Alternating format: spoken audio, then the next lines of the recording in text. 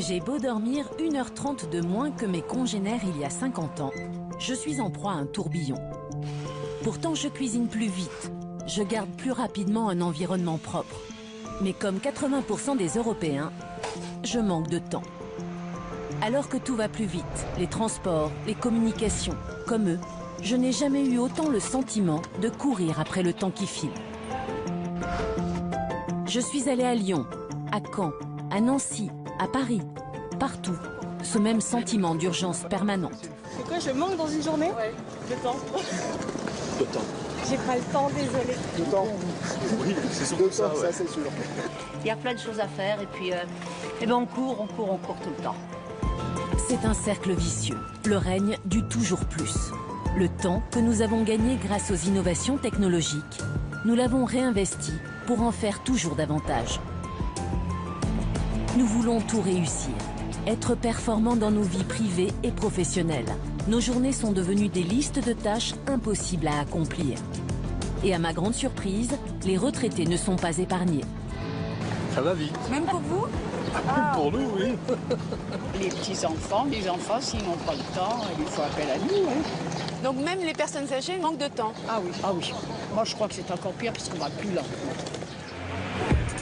L'accélération de nos rythmes de vie est si effrénée que nous sommes nombreux à craquer. 2 Français sur 10 souffrent ou ont souffert de burn-out. Notre consommation d'antidépresseurs n'a jamais été aussi forte.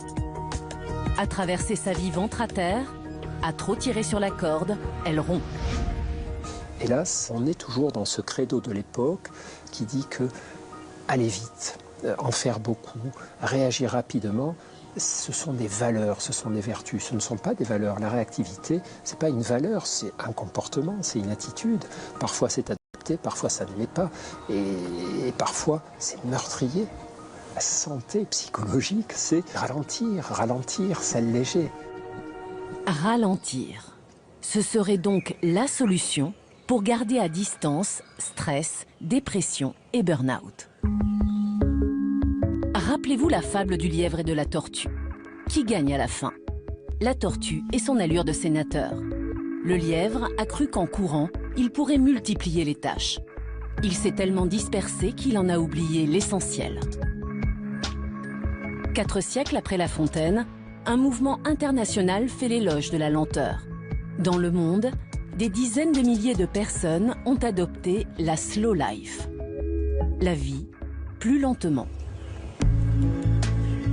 Pour ralentir, je me suis dit qu'il me faudrait changer de vie, me retirer à la campagne, devenir décroissante ou au contraire dépenser des sommes folles pour me détendre. Mais j'étais loin du compte. La slow life s'inscrit bien dans le monde d'aujourd'hui, le mien, le vôtre.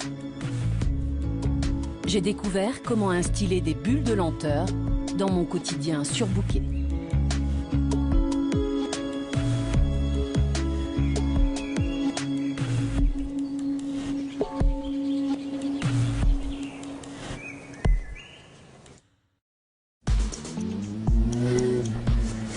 Ma plongée dans le monde du slow débute à 7h30 du matin. L'heure de pointe sur les routes, dans les transports en commun. L'heure où l'on presse le pas pour ne pas être en retard au travail. Certainement pas l'heure de prendre son temps. Et pourtant. Pascale Gary a 55 ans. Son travail commence à 8h30 dans une société d'HLM. Depuis 2 ans, elle a changé ses habitudes. Elle se réveille une demi-heure plus tôt. Comme 10% des Français, Pascale a choisi de se rendre à son travail à pied. Et ce n'est pas la porte à côté. Elle a 5 km à parcourir, 1 heure de marche devant elle.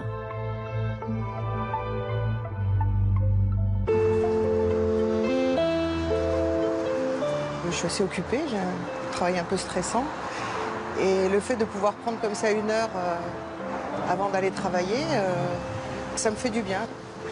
C'est un petit peu plus long que si je vais travailler en transport ou en voiture. Je m'offre un petit peu ce temps-là. Mais c'est pas du temps perdu parce que c'est un moment à moi, il se passe rien de spécial. C'est une bulle, c'est un moment à part. Mais c'est une bulle qui m'enferme pas. Je regarde les rues, les façades. Je regarde les arbres aussi. J'entends les oiseaux parfois aussi. Et puis le téléphone, je regarde pas mes messages et je réponds pas. Quand je vois ça, je préfère être là où je suis. Ça donne pas envie. Difficile pour moi de me lever plus tôt encore. Mais en 2 clics, je découvre que je peux m'offrir chaque matin cette bulle de lenteur. Pour me rendre de mon domicile à mon bureau, ce site m'indique que cela me prendra 13 minutes en voiture. Mais impossible de se garer. 21 minutes en métro. Et à pied, 21 minutes aussi. Marcher ne me demandera donc pas plus de temps. Et je peux même en profiter pour tenter d'effectuer les 10 000 pas nécessaires chaque jour pour être en bonne santé. Le marché ne passant jamais à côté d'une tendance, des applications me proposent de compter mon nombre de pas et les calories dépensées. Les yeux rivés sur mon téléphone, j'ai failli rater la pause café de 3 minutes que Pascal s'offre pendant sa marche matinale. Je compte pas le nombre de pas, je compte pas le nombre de kilomètres, parce que à ce moment-là, je suis pas dans quelque chose qui relève de la performance. Ça collerait pas avec l'esprit dans lequel je suis pendant cette marche.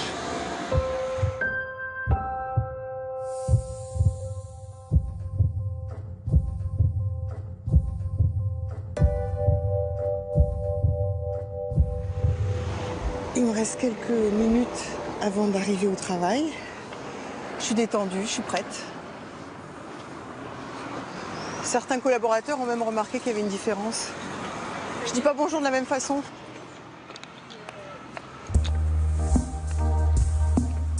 Une fois franchi la porte de notre lieu de travail, l'urgence est de tous les instants. Dans bien des métiers, il semble difficile de pouvoir ralentir sans paraître hors jeu, discrédité. Le bien-être au travail, on en parle beaucoup, mais pour l'instant, ça reste trop souvent un effet d'annonce, une stratégie de communication. Pour envisager un temps de pause dans ma journée, mieux vaut directement sauter à la case déjeuner. Moi, mon déjeuner ressemble à ça. Un sandwich ou un plat vite expédié. Et ne me dites pas que je suis une espèce rare. En 20 ans, la pause déjeuner est passée d'1h30 à 22 minutes en moyenne. Le déjeuner n'a plus rien d'une pause.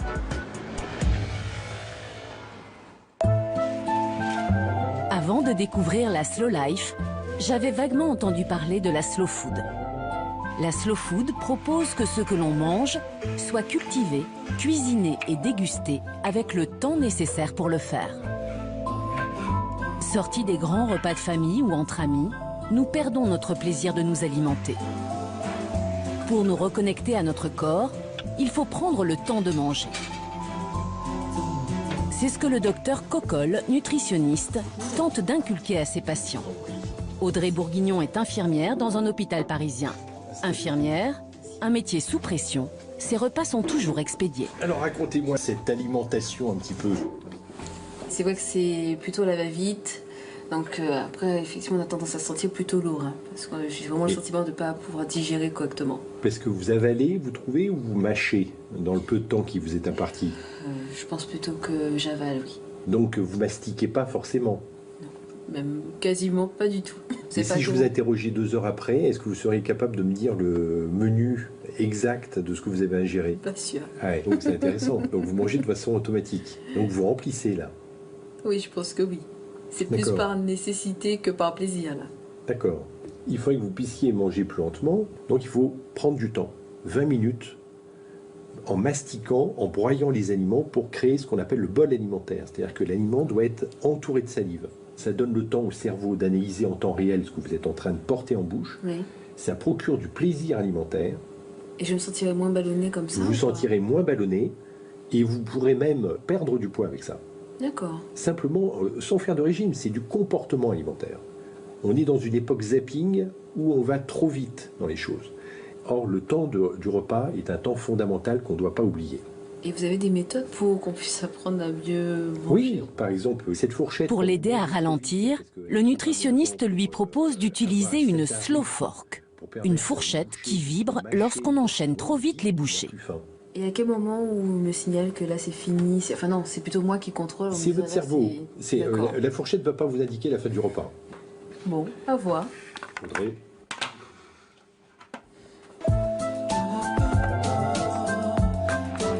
Avons-nous à ce point perdu nos intuitions pour avoir besoin d'une fourchette qui vibre afin de retrouver le plaisir de manger tranquillement? À peine sortie du bureau de son nutritionniste, Audrey profite de son jour de repos pour tenter de manger plus lentement. C'est l'heure de vérité. Ça fait bizarre de se dire que c'est surveillé.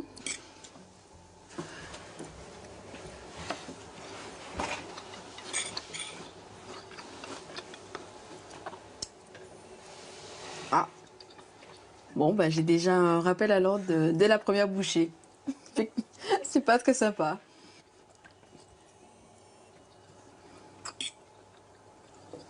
Encore une fois.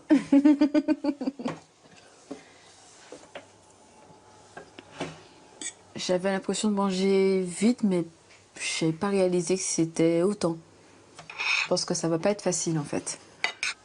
Là, vous pensez plus au goût, à ce que vous mangez, ou à ce que la fourchette vibre? Donc là, je fais plus attention à la fourchette, mais je réalise que j'arrive à mâcher un peu plus et ressentir un peu mieux la texture des aliments.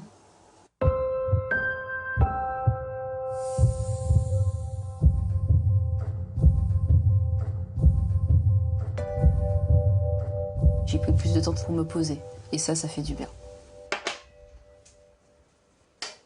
Avec ou sans fourchette, j'ai compris qu'il me fallait prendre plus de temps pour déjeuner.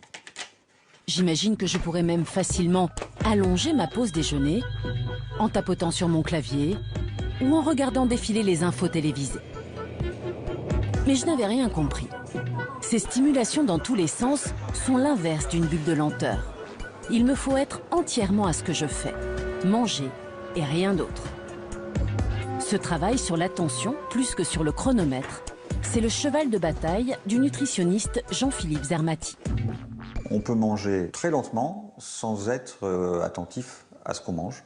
Et du coup, ça n'a aucun effet bénéfique. On peut manger lentement en faisant des mots croisés ou lentement en travaillant sur une tablette ou en regardant un ordinateur ou en regardant un film. Et ça détourne l'attention. Et sans l'attention, on perd le rassasiement. C'est-à-dire que l'envie de manger ne disparaît pas.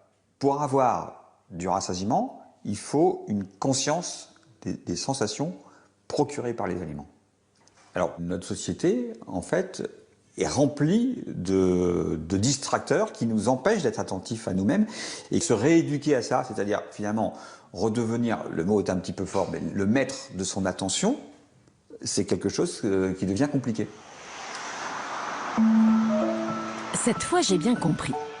Même si je dois me contenter d'un sandwich, pour le savourer dans le calme et le plaisir, je peux choisir de le manger face à l'eau d'un canal ou en me perdant dans la contemplation des feuillages. Je pourrais presque m'assoupir. D'ailleurs, c'est l'heure de la sieste. Ce serait une sacrée pause, ça. Mais bon, c'est bien connu, la sieste. C'est pour les feignants. Mais comment expliquer que la moitié d'entre nous ressent le besoin de la faire? Dormir, comme manger, c'est bien un besoin primaire de l'être humain.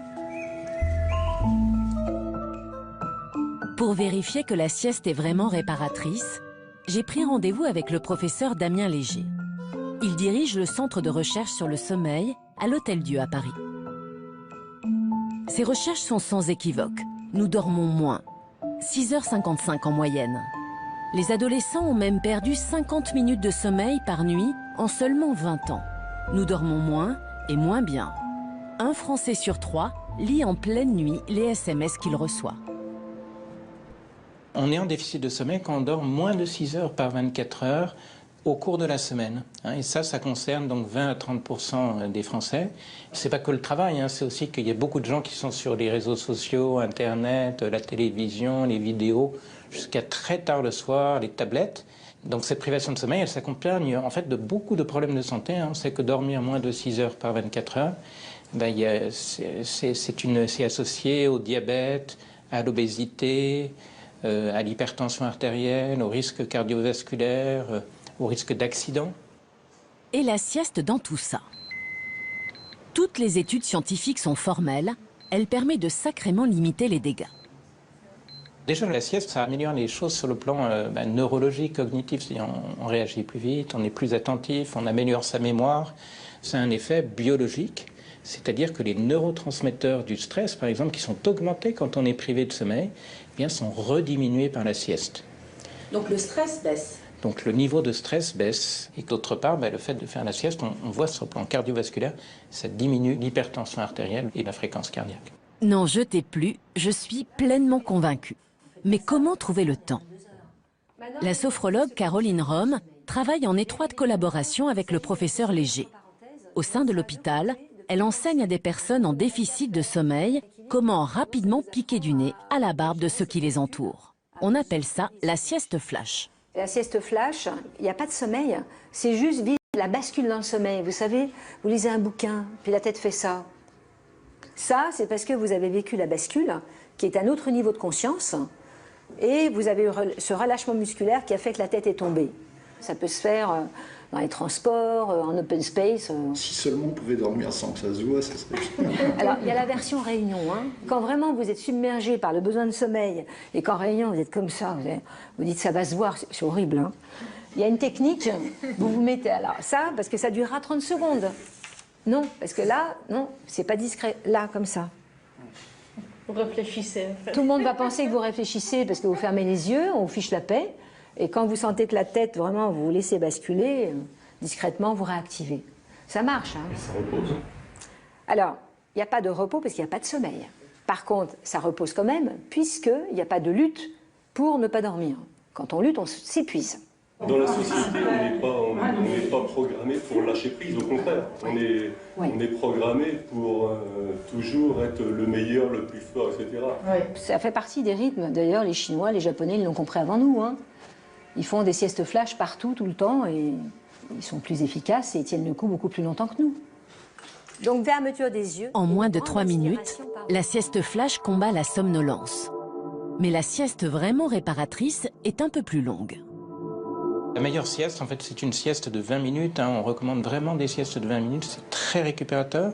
Alors qu'au-delà des 20 minutes, on a du sommeil profond. Et là, ça devient difficile d'émerger. On est dans ce qu'on appelle l'inertie du sommeil. C'est vraiment la grande difficulté à émerger, qui n'est pas toujours bénéfique. Le hic, c'est que comme la plupart d'entre vous, je ne dispose pas au travail d'un espace pour dormir. Et quand je vois que 5% des salariés européens utilisent l'abattant des toilettes comme oreiller, je me dis que je préfère continuer à bâiller. Mais ce besoin de dormir, certains y ont vu un marché. À Belfort, Marseille, Nantes ou Paris, moyennant quelques euros, je peux m'installer pour une vingtaine de minutes dans un bar à sieste. Cécile Henry en a ouvert un il y a 3 ans dans le quartier d'affaires de Lyon-Pardieu. Sa cible, les cadres sup. C'était un peu mon idée au départ en me disant c'est probablement les gens qui ont le plus de responsabilités qui sont le plus fatigués. C'est pas sûr. Et en tout cas, moi, ce que je constate, c'est que le stress et la fatigue sont extrêmement bien répartis dans la société. Ce jour-là, c'est en triporteur électrique qu'arrive le premier client, Benoît, plombier de son état. Je me préoccupe de la planète, je roule en électrique, je me préoccupe de mon bien-être, je fais la sieste. Bonjour. Bonjour Madame Henry. Alors, il y a votre droite. C'est un métier, l'artisanat, où il faut être concentré, notamment dans la plomberie, parce qu'on peut vite faire des bêtises et qui ont des conséquences importantes. Donc oui, je suis fatigué, en général, vers 13h, 13h30, je suis vraiment fatigué. Moyennant 9 euros, Benoît n'a aucune peine à s'endormir dans un vrai lit. Pendant ce temps, Cécile Henry accueille des clients qui ont du mal à lâcher prise. Elle leur propose une sieste guidée. On va essayer de reproduire en fait ce qui se passe naturellement lorsque vous endormez. Sophie, responsable informatique, est sujette aux insomnies. Avant de découvrir ce lieu, il lui est arrivé de se réfugier dans sa voiture pour grappiller quelques bribes de sommeil. La nuit, si j'ai une insomnie, le fait de me dire je j'aurai la possibilité demain de faire une sieste, me détend et souvent m'aide à me rendormir. Donc on va tendre un bras avec le pouce levé et puis on va venir le suivre du regard au fur et à mesure que vous le rapprochez du front. Au moment où votre pouce arrive au contact de votre front, vous pouvez fermer les yeux, relâcher le geste. Je vais porter mon attention sur ma respiration, où je respire, où ça respire en moi.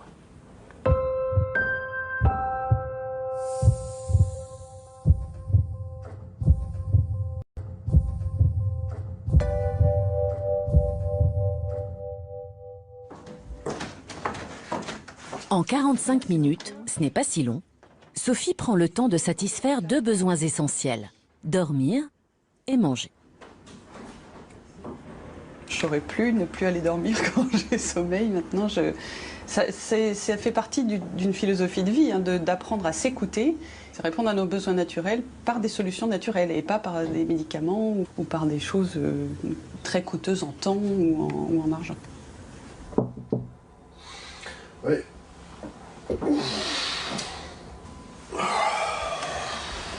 Les journées avec sieste ou sans sieste, ça ne sont pas les mêmes journées. C'est-à-dire que c'est beaucoup plus confortable quand on a pu faire la sieste. Et on pourrait dire qu'on perd du temps à faire une sieste, etc. Mais je sais que j'aurai une après-midi plus productive. Même une étude de la NASA le confirme. Après 20 minutes de sieste, les performances augmentent de 35%. Et voilà, prêt à l'action. Je vais me reconnecter, parce que j'avais complètement déconnecté. Et je suis reparti. Dès le réveil, comme 80% d'entre nous, Benoît rallume son téléphone. Oui, les affaires reprennent. Jusque-là, je n'avais pas vraiment réfléchi au temps que je passe avec mon téléphone. Mon smartphone est devenu un prolongement de ma main, une sorte de greffon, pas vous? En un sens, je l'adore. Cet outil me permet en un instant de payer mon stationnement, commander un plat, faire de la gym. Le prochain sera faire des pompes. Il abolit le temps et l'espace.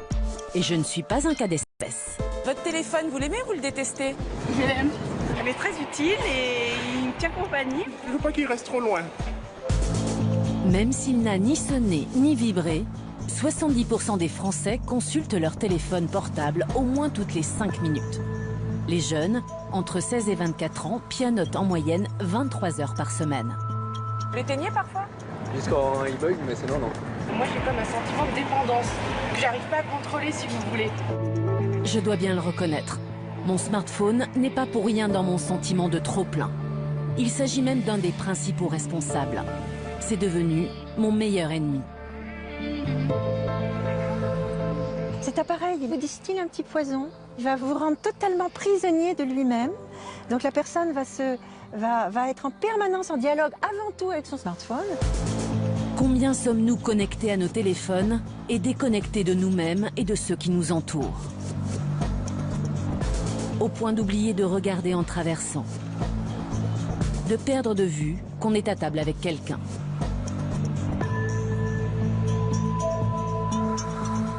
C'est allé trop vite, c'est allé beaucoup trop vite et nous ne sommes pas encore capables de faire preuve d'un bon usage, d'un discernement, c'est-à-dire tirer le meilleur de ces outils en respectant nos capacités biologiques et nos capacités psychologiques. On prend tout, on avale tout, on mange tout, on réagit à tout. Ben, c'est pas du tout une bonne idée.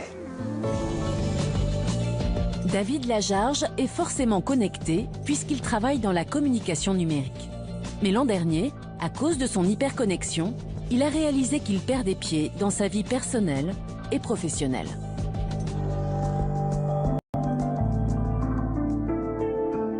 Dans ce parc, comme à tout moment de la journée, il ne quittait pas des yeux son téléphone.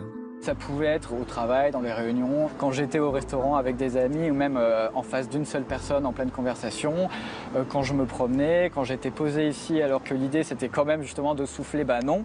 Il fallait systématiquement quand il arrivait quelque chose que je le regarde, donc oui, c'était la priorité. Il fallait que je le regarde. C'est le paradoxe en fait, on a cette illusion parce qu'on est super connecté, on est du coup tout le temps là et on est le pro de la communication parce qu'on est tout le temps présent avec les gens, alors qu'en fait non, parce qu'on n'est pas finalement là et on n'est pas finalement là aussi pour soi-même. Combien sommes-nous à avoir perdu le contrôle de nos vies en l'interrompant sans cesse pour regarder nos écrans?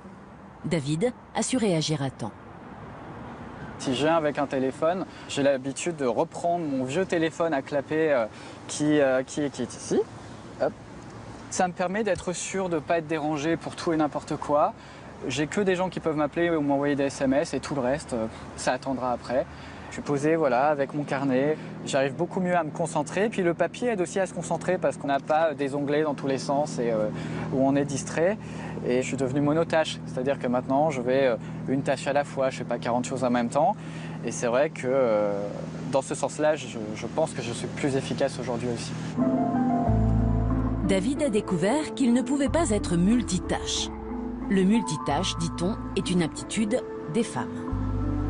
Mais comment donc sont façonnés les cerveaux féminins pour parvenir à faire deux choses à la fois?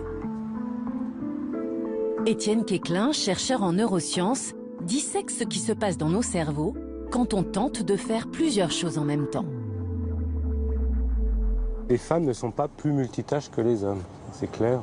En fait, ni les hommes ni les femmes sont multitâches en quelque sorte. C'est ce qu'on observe dans nos expériences, hein. Le multitâche est une illusion. Et paf, un uppercut dans les idées reçues. Aucun cerveau, pas plus chez les femmes que chez les hommes, ne peut porter son attention sur deux choses à la fois. Et nos enfants et adolescents n'en sont pas plus capables. On peut tout à fait marcher et parler avec quelqu'un en même temps. Ça pose pas de problème parce que la marche, par exemple, est une activité qui ne demande pas d'attention.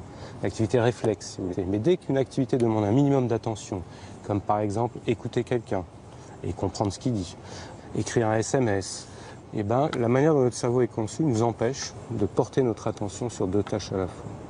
C'est une capacité que notre cerveau humain n'a pas. Donc si on est dans une situation où on va essayer de faire ça, ce que va faire notre cerveau, c'est qu'il va porter l'attention successivement d'une tâche à l'autre. Ça peut être assez rapide, donc on a cette illusion qu'on fait plusieurs choses à la fois, mais en fait le cerveau ne traite pas les deux tâches simultanément. Il bascule de l'une à l'autre. Je ne peux donc pas comprendre une conversation pendant que je lis un SMS. C'est l'un ou l'autre. Nos va-et-vient incessants d'une tâche à l'autre ne sont pas sans conséquences.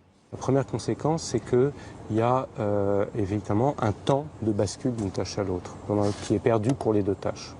C'est une fraction de seconde. Mais lorsque on est sur deux tâches à la fois, le cerveau fait ça tout le temps, et donc ça se cumule petit à petit.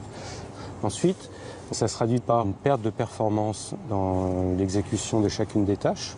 La troisième conséquence, c'est que ça mobilise beaucoup de ressources dans les régions les plus antérieures du cerveau qui sont très consommatrices d'énergie et donc ça va se traduire par une grande fatigue mentale, voire à plus long terme d'un stress ou une augmentation de l'anxiété, etc.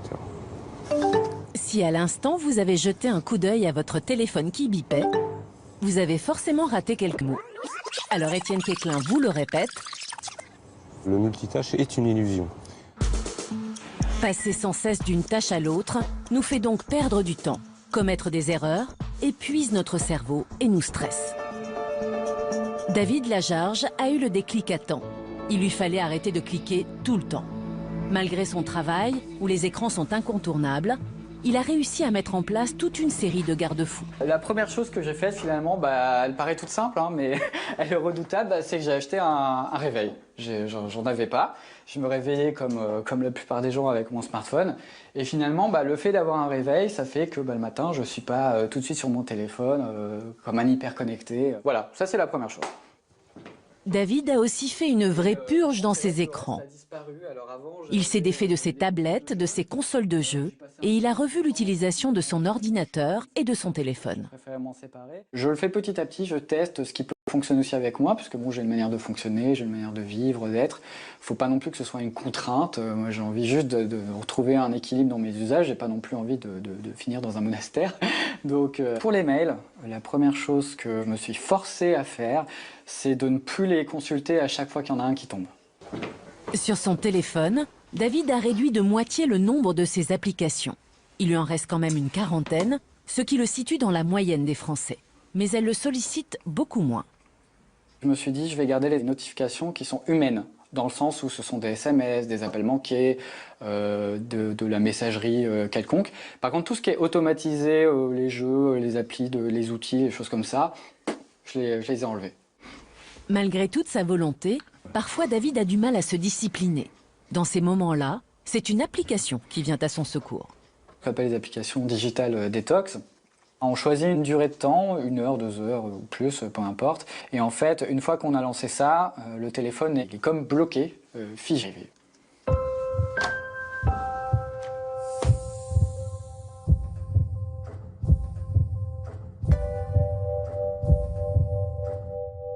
J'ai gagné du temps, c'est tout bête, hein, mais vu le temps qu'on perd à papillonner un peu dans tous les sens, on gagne du temps. Et avec ce temps, ça m'a permis de regagner tout ce que j'avais perdu, c'est-à-dire passer du temps avec mes amis, passer du temps avec ma famille, même avec mes collègues, hein, tout bêtement, puis aussi avec moi-même. Bout à bout, j'ai l'impression d'être plus heureux, de vivre, tout simplement. Accorder plus de temps à ma propre vie, c'est motivant. Mais vais-je parvenir à garder mon smartphone à distance alors qu'il sait si bien user de subterfuges? La preuve? Il me propose de méditer. La méditation a séduit des millions de Français. Pour méditer, ils sont 400 000 à avoir téléchargé cette application. Je suis face à un paradoxe. Mon téléphone va-t-il me voler mon temps ou m'être utile en me permettant de ralentir? Comme les 8 premières séances sont gratuites, je me lance. Bonjour, je suis ravie de vous accueillir. Après quelques clics, je peux poser mon téléphone et me laisser guider par la voix comme n'importe quel support audio. Quelques conseils avant de commencer. Quand méditer? Maintenant, si vous avez le temps. La présentation est ludique, la voix caressante. Moi qui avais l'image d'une activité austère, je me dis que les experts en marketing connaissent bien leur métier. Quelle réflexion vous inspire cette histoire? Avant de m'engager plus avant, je préfère m'assurer que je ne risque pas, encore une fois, d'être piégé par de multiples sollicitations sur mon téléphone. Pour ça, je rencontre Benjamin Blasco, l'un des fondateurs de l'application. On a été confronté à un challenge, comment essayer de motiver les gens, les accompagner dans leur pratique, sans pour autant les harceler de notifications et d'emails, en les fouettant pour méditer. C'est pas du tout le principe. Donc on a essayé de trouver ce juste équilibre, en quelque sorte, où effectivement on envoie tout de même un certain nombre d'emails ou de notifications assez rares, une fois toutes les 15 jours ou 3 semaines, mais c'est pas du tout du harcèlement, évidemment. Je devrais donc pouvoir garder le contrôle. Mais j'ai une autre inquiétude. Est-ce que je ne risque pas d'être embarqué dans un monde ésotérique ou religieux? À vous de jouer maintenant. La méditation qu'on propose, c'est de la méditation de pleine conscience, qui est une pratique qui est complètement laïque. En fait, l'historique est effectivement des racines bouddhistes, mais ça a ensuite été pris par des médecins, notamment aux États-Unis, qui l'ont complètement simplifié, laïcisé, dépouillé en quelque sorte de toute la partie un peu religieuse. On n'a pas besoin de croire à quoi que ce soit. Cette méditation laïque, c'est aussi celle que pratique Christophe André, à titre personnel, mais aussi à l'hôpital dans son activité de psychiatre. C'est quoi le mécanisme? C'est juste, soyez présent à votre vie. Sentez-vous vivant. Écoutez, regardez, arrêtez-vous de faire et soyez. Sortez du mode faire, rentrez dans le mode être. Pratiquer ce type de présence éveillée et non réactive au monde a des vertus guérissantes et thérapeutiques. Le faire régulièrement, évidemment, hein, c'est comme le sport, c'est une activité régulière, améliore notre immunité, améliore nos capacités attentionnelles, rééquilibre nos émotions. Mais comment parvenir à dégager un moment pour méditer dans ma journée surbookée? Ce sont les bienfaits de la méditation sur la baisse du stress qui ont convaincu Amélia de se lancer.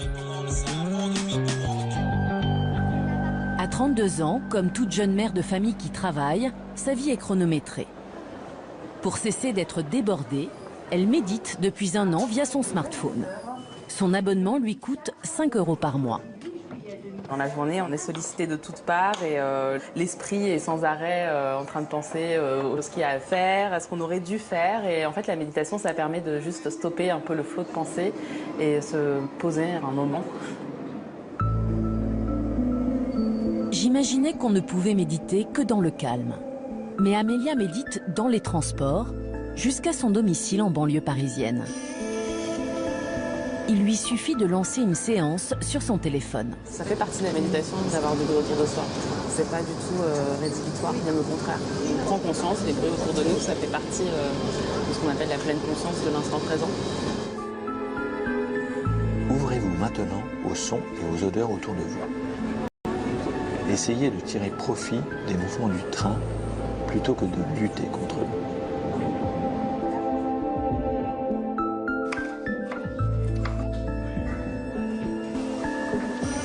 Un petit peu de jambon, un petit peu de courgette.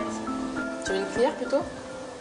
La méditation, ça permet, je pense, de rester concentré sur ce qu'on est en train de faire, qu'il s'agisse d'une tâche au travail ou d'un moment de jeu.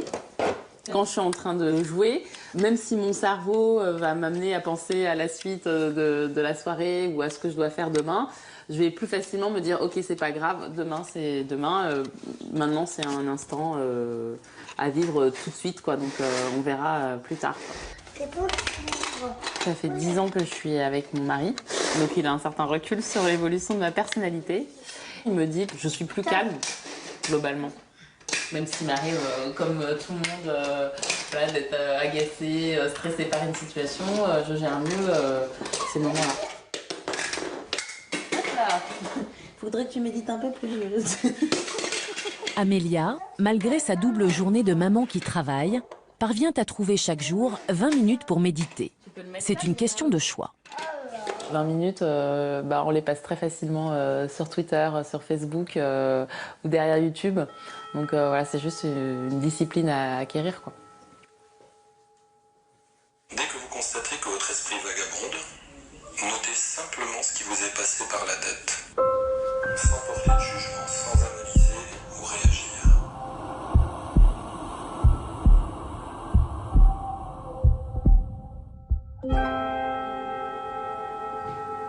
Amélia a réussi à s'accorder 20 minutes par jour pour méditer.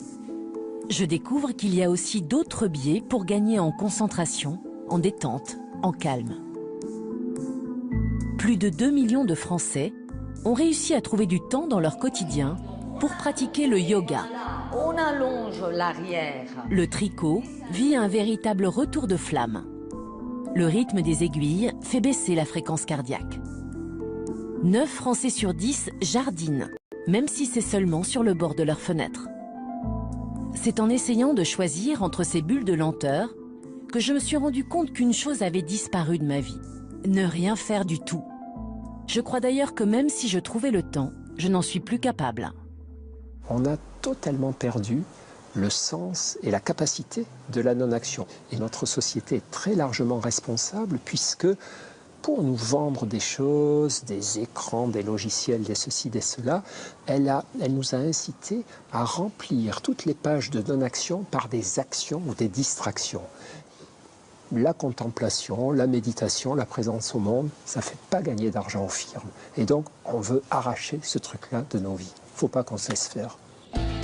En m'accordant chaque jour un temps pour ne rien faire, certes, je pourrais repousser les dictates de la société de consommation, mais pas seulement. Ça semble paradoxal, mais quand je ne fais rien, mon cerveau n'est pas au repos. Une activité cérébrale fondamentale se met en place. Elle a un nom barbare, on l'appelle le réseau du mode par défaut. Le mode par défaut, ce sont ces moments où l'on voyage dans nos pensées. Le professeur Francis Eustache l'étudie depuis de longues années.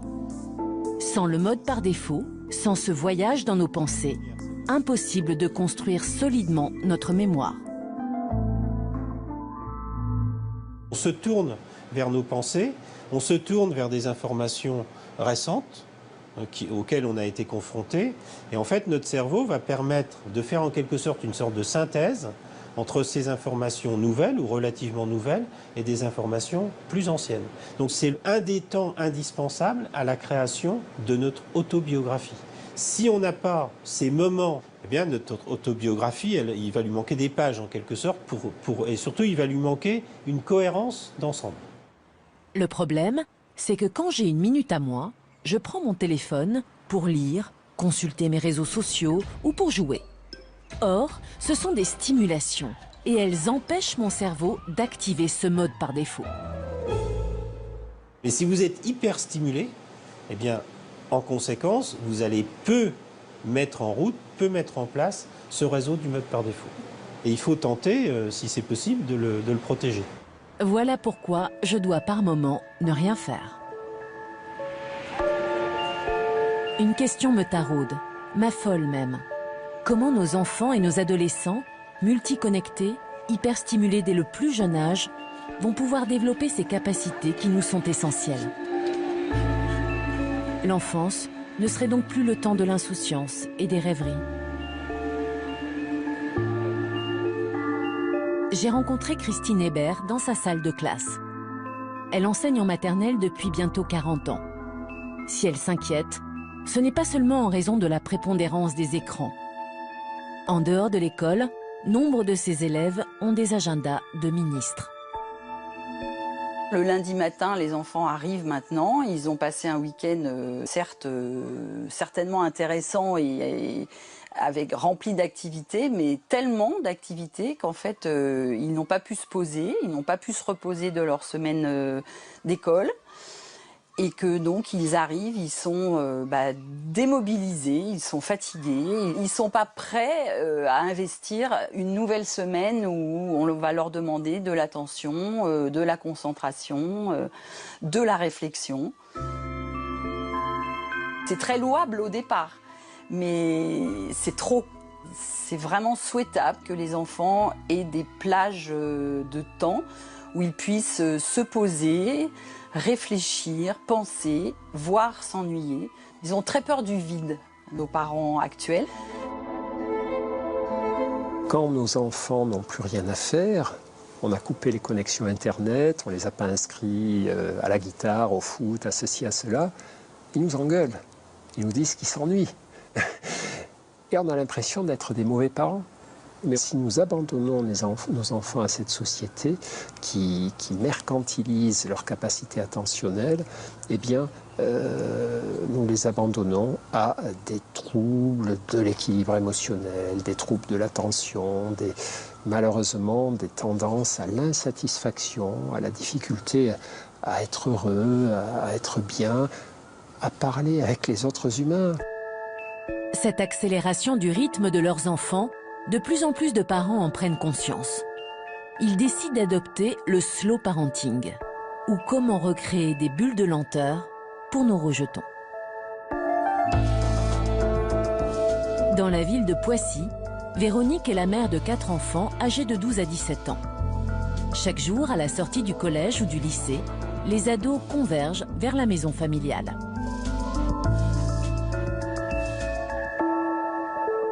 Pour nous, ralentir, c'est au moment où on franchit le seuil de la maison. On va pouvoir souffler et aussi se ressourcer. Hein, Antoine? Pour lui, c'est vital, il le réclame d'ailleurs. Ne pas tout de suite enchaîner en rentrant sur autre chose.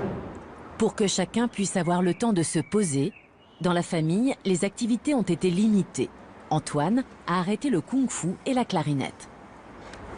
J'aimais beaucoup mes activités, mais après je m'en rendais compte. Oh là là, tout ce que j'ai dans mon cahier texte, j'y arriverai jamais. C'est sûr que ça m'a apporté des regrets, mais j'étais moins épuisée. Est-ce que tu as vu une différence sur ton comportement, sur ton humeur? Ça non, pas trop. Moi j'ai vu la différence. Et quand on est sous pression, les frictions viennent très vite. Voire plus que les frictions. Les engueulades. Mais ce rythme plus apaisé, Louis, l'aîné de la fratrie, a parfois du mal à l'accepter.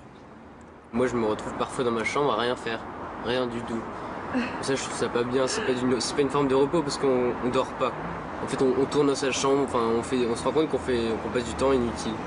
Oui, Moi, je fonctionne sous la pression du oui, travail. la pression est bonne aussi, je suis d'accord avec toi, mais l'ennui, ça ouvre sur autre chose, même si on n'en a pas conscience. Et c'est mon rôle de mère de le lui préserver, alors qu'il y a plein de petits trucs qui auraient envie de prendre l'espace. Mais cet espace-là, il me semble qu'il est fondamental pour construire sa personnalité, en fait.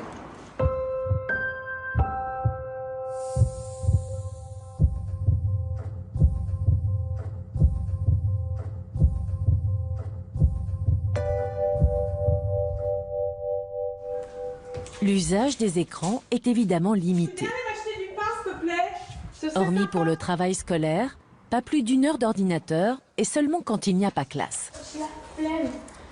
Le téléphone portable, dans la famille, ce n'est pas avant 15 ans.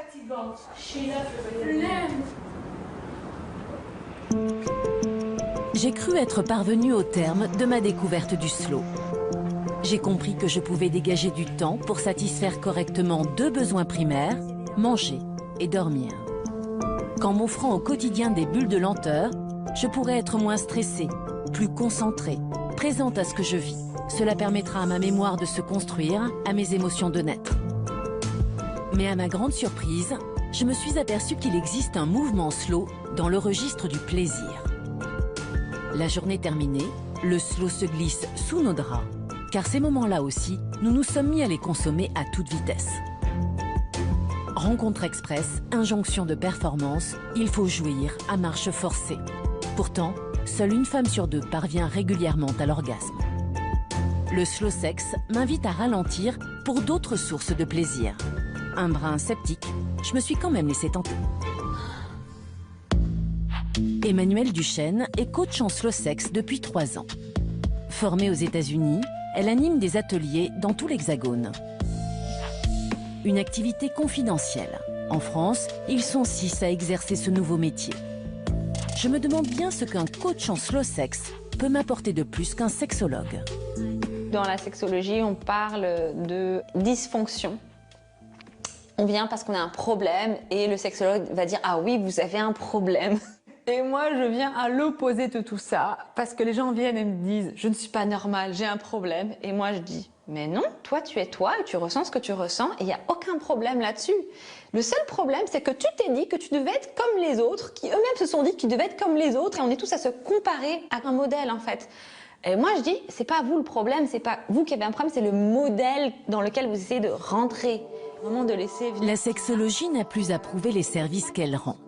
Mais voyons donc ce qu'Emmanuelle propose.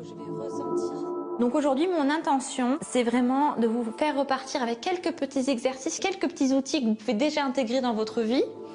L'atelier va durer une demi-journée. Il coûte 50 € à chaque participant. Certains sont célibataires.